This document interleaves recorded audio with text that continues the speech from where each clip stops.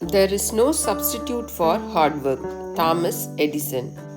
Hi guys, this is Sujata and you're watching GrammarENG, English grammar for ESL students.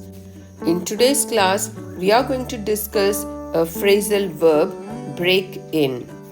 We are going to discuss in detail about the meaning and usage of the phrasal verb, break in. Let's get into the lesson. First, break in meaning.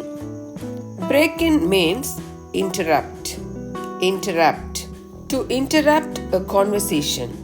If you interrupt a conversation, it is said to be break in. To interrupt when someone else is talking. So, one meaning for break in is interrupt. If you break in on someone's conversation or activity, you interrupt them. Look at the example here. Mala did not want to break in on his telephone conversation. It means Mala did not want to interrupt on his telephone conversation. So, one meaning for break in is interrupt. You have another meaning also for the phrasal verb break in. To enter something such as a house or a computer system without consent or by force is called break in. So, if you are entering into a house or a computer system without permission or by force, it is also called break in. Here are some examples for you. The thieves broke in and stole 1 lakh rupees worth of computer. Here we have used broke in. The past tense for break in is broken.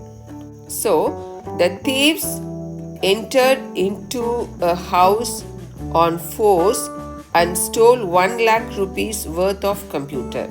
Next example, the burglars break in the bank by smashing the door. The burglars enter into the bank by smashing the door. The police break in the house and arrest the thief. The police entered into the house by force and arrest the thief. So, the phrasal verb break in has two meanings.